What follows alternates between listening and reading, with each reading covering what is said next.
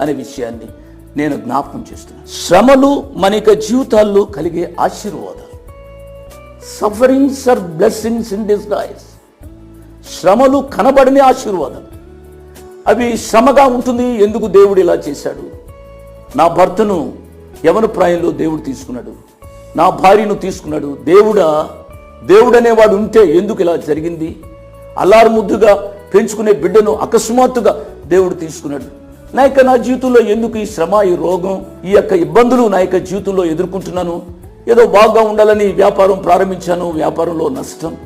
జీవితంలో ఇన్ని పరిస్థితులు నా యొక్క జీవితంలో కలుగుతాయా అని మనము ఆవేదన చెందడానికి అవకాశం ఉంది. బికాస్ మనము మనుష్య మాత్రులం కాబట్టి మనము ఆ రీతిగా అనుకోవడానికి అవకాశం ఉంది. కానీ అమ్మ, బాబు, నీ కొరకు నా కొరకు ఆదరణకరమైన వాక్యాన్ని ఇచ్చారు.